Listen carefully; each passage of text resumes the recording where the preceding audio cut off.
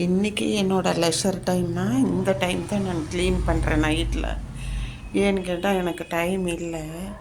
இதெல்லாம் சர்வெண்ட் விட்டு பண்ணோம்னா எல்லாம் பிஞ்சு போயிடும். நிறைய தைஸ் இருக்குது. அதனால் இதை பாருங்கள், 3 தொட்டி கீழே இறக்கி வச்சு ஃபுல் டீப் க்ளீன் பண்ணியிருக்கேன். ட்ரை லீவ்ஸ் எல்லாம் எடுத்துட்டு செவுத்தில் மறுபடியும் கம்பியெல்லாம் நான் வந்து க்ளீன் பண்ணிவிட்டு மாட்டியிருக்கேன். இது போல் இது ஒரு விநாயகர் செட்டப்பு. இது வந்து ஒரு விநாயகர் போட்டில் இருக்க மாதிரி பாரு, மயில் மேலே.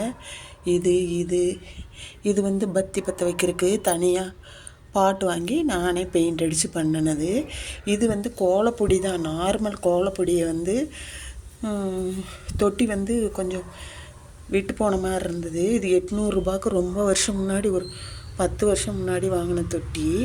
இந்த விநாயகர்லாம் கொஞ்சம் கலர் ஃபேட் ஆகிட்டாங்க. அதனால் இதில் எடுத்து வச்சிட்டேன். பிளாஸ்டர் ஆஃப் பாரிஸ் போட்டு ஃபுல் பண்ணி இதில் வந்துட்டு இந்த மாதிரி விநாயகர் இவர் பாருங்க, பக்கத்தில் காமிக்கிறேன். சேரில் பார்க்கில் உட்காந்துருக்க மாதிரி உட்காந்துருப்பார் ஜாலியாக. இவர் வந்துட்டு கொடையோடு இருப்பார், லக்ஷ்மி, கொடையோட லக்ஷ்மி. பிடிச்சிருக்கா சொல்லுங்கள். அப்புறம் இது, அப்புறம் இவங்க இப்படி போய் இப்படி போகிறாங்க.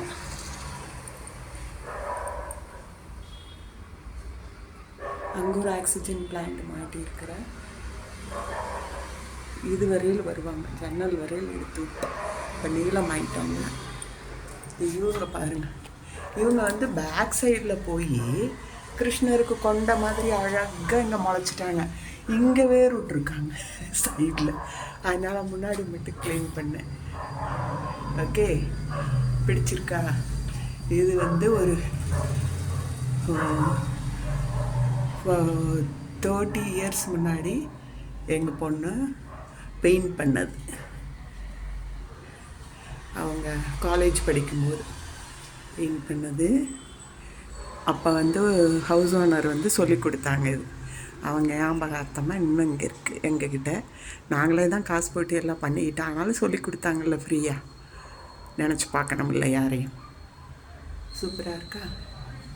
இதுதான் இன்றைக்கி வேலை. இப்போ எல்லாத்தையும் எடுத்து மாட்டிட்டு நான் காமிக்கிறேன்.